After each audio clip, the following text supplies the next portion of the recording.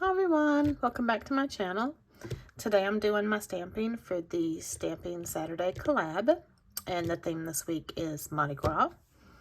So on my nails to start, I have one coat, OPI Natural Nail Base Coat, and then I have one coat, Bases Loaded Lacquer Low A-whey Foundational Base Color. And this is going to help prevent staining since I have such a dark color on this week. And the polish is Bluebird lacquer. Now this is not your traditional Bluebird label. This is a picture of a bat instead of the Bluebird. And it says Bluebird lacquer because this is from one of her Halloween advent calendars. I don't remember which year. I want to say maybe 2 years ago. But it's this beautiful black jelly base with these different colored flakies in it. We've got green and purple and orange, and that just, you know, said Mardi Gras to me. And I wanted a dark base. So this is the Fright stuff. And then over that I have one coat, Salon Perfect Plumping Gel Effect Top Coat. That's to smooth out the polish and give me a nice base to stamp on. So I wanted a dark base because I'm going to be doing some Sharpie stamping today. So I'm not going to color on the plate. I'm actually going to do it on my nails, and I'll show you. So I decided to do something a little different. I'm going to do some feathers in Mardi Gras colors for my base. So I'm going to use this image right here.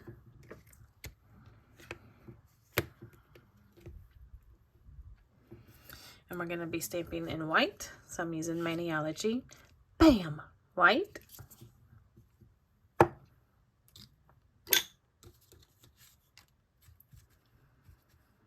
And I decided to try a monocle stamper today. So we're going to try that and see how that works for me instead of my usual preen stamper.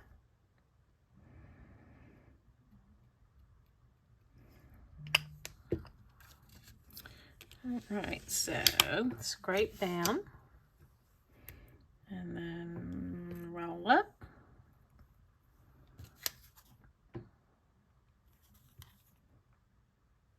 This one is a little narrow, so let's see how good it is going to fit on my thumb. Okay. There we go.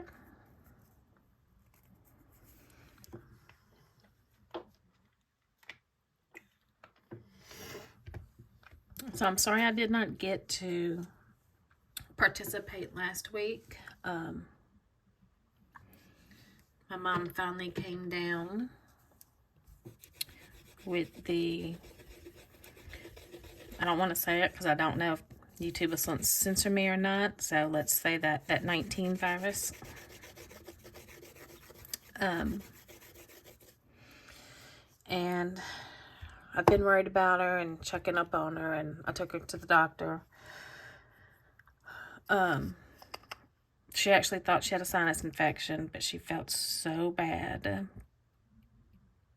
that she didn't want to drive herself to after hours.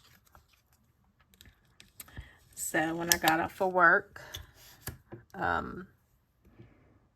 she wouldn't let me leave work because she said she was too weak to even at that point get dressed to go. So when I got off work, I went to her house and picked her up and took her to after hours.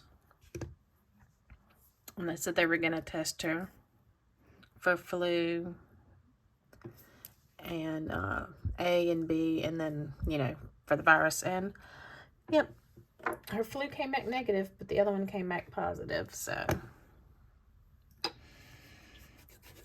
she has a couple of health issues, so I've been very worried about her. Been checking on her every day. She's finally getting better now. She's done taking the prescription that they gave her, and that was 5 days. So she's done with that, and she does have her appetite back, so that's good too.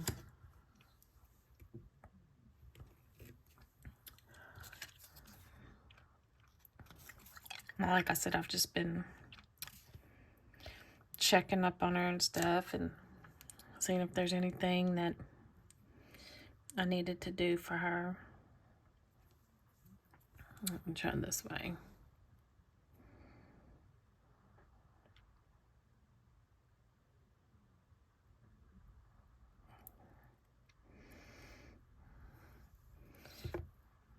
You know, even though she didn't want me to go around her because she didn't want me to get sick.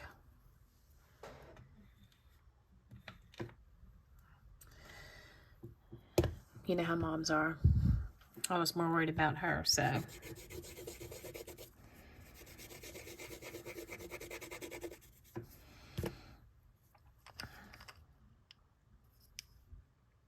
But she's good.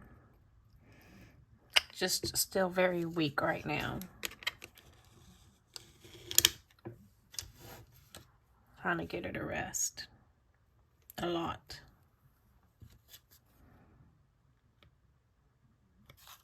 Oh, and then also,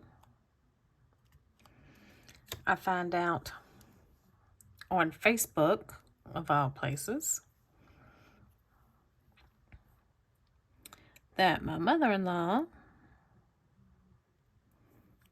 fell in the parking lot of a store one night, and had to have an ambulance called to take her to the hospital.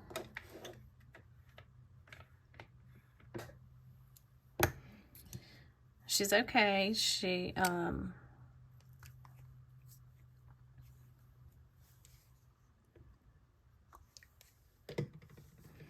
tripped on the trailer hitch on the back bumper while she was loading groceries.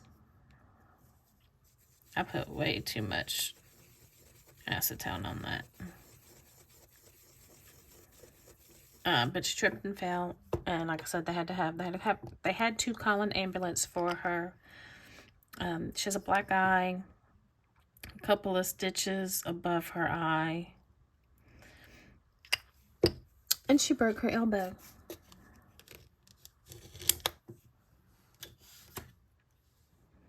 So we have been concerned about her too. Checking in on her. She says she's doing okay. So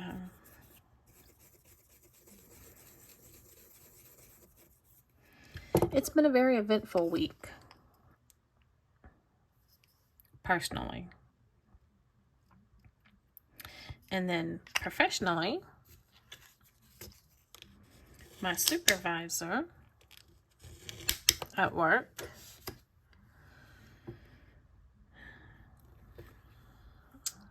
she left, so she's no longer with the company.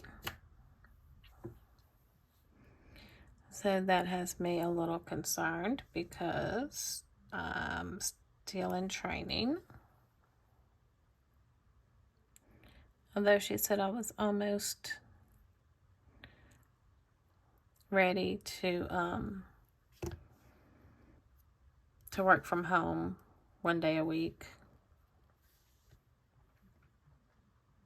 That's bright against that black, but that's okay. We're gonna fix that. So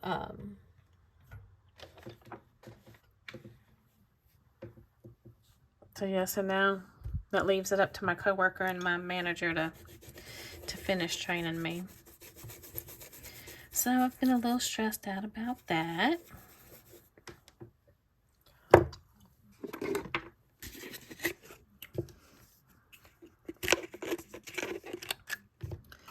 So yeah, it's been a very eventful week around here. All right, I'll put this to the side for now. Now I'm going to take my aluminum foil.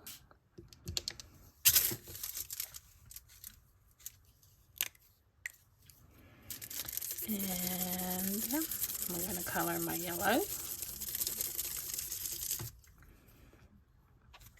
This is the first time I've tried this technique, so we're going to see how it goes. My green.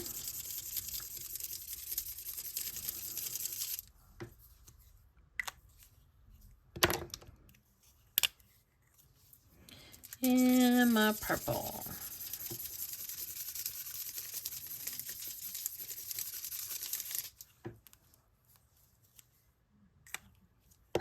Okay. I'm going to take a dampened dish and some alcohol.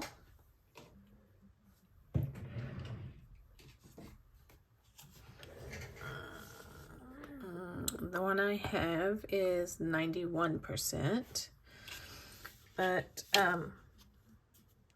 think any percent you have will work.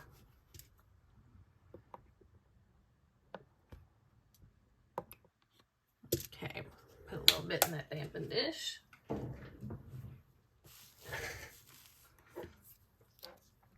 And then get a brush. This is just a random little brush I have.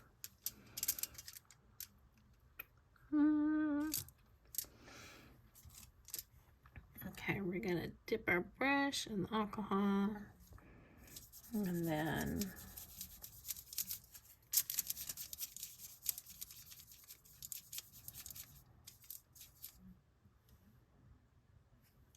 okay, like I said, this is my first time trying this technique, so maybe this is too much alcohol.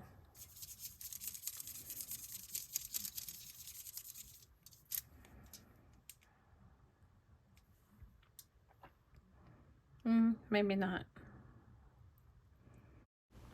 Now this part I have sped up a little bit for you because it can get a little tedious just to watch me color this in. But yeah, you're just going to continue doing the same thing. Dip it in the alcohol, dip it in the Sharpie, and then once it dries out, just dip it in the alcohol again and back in the Sharpie again. And I am, after this first coat dries, I am going to go in with the second coat because it just looked a little light to me. I did want it to look a little darker, so. But you can just do one coat if you want it to look lighter. And yes, here I'm going in with the second coat. And now for the green, just like I did the yellow. Dipping it in alcohol and then in the Sharpie, and then coloring that stamp in. I did get a little cocky and go a little fast, so there are a few spots where you can see where I accidentally touched the yellow, but it's not that obvious, so it's okay. So again, I am going in with a second coat for the green. 'Cause like I said, just one coat was a little sheer for me. I wanted some bold, vibrant, in-your-face colors. And now on to the purple. Same thing here. I probably could have got away with one coat of the purple, but I decided to go for two since I did two for the other colors as well.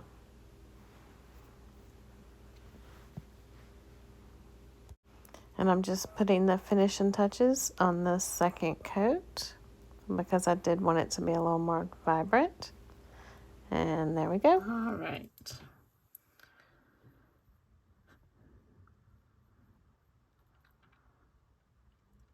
I wonder if my stamp's going to show up on top. Because I was thinking about stamping a fleur-de-lis on one nail and a mask on another.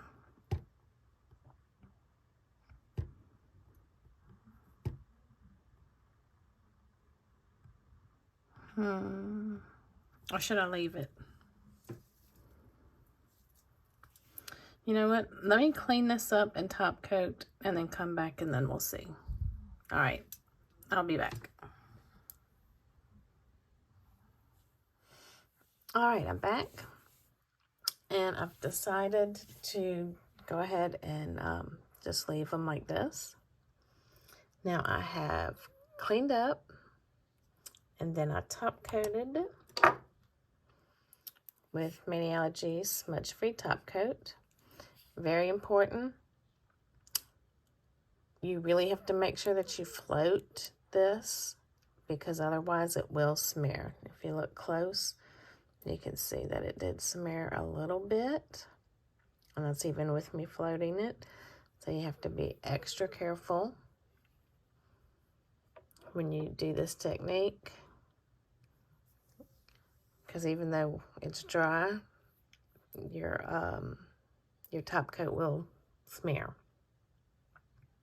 So once that dried, you went in and did another top coat of Salon Perfect Plumping Gel Effect Top Coat. So there's my finished look. What do you think?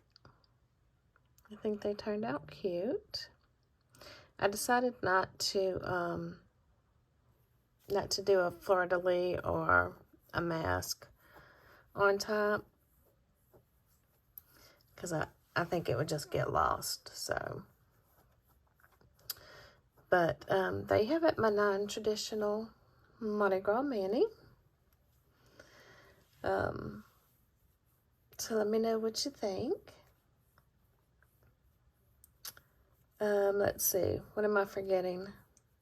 Oh, I do have a Maniology discount code, LJNails10, and if you plan on making a purchase with Maniology, I'd really appreciate it if you would use my discount code. And as per usual, I will have my photo at the end of this video, and then everyone else that participated this week, I'll have their photos as well as the links for their videos in the description bar below. So please make sure you go check out their videos and show them some love.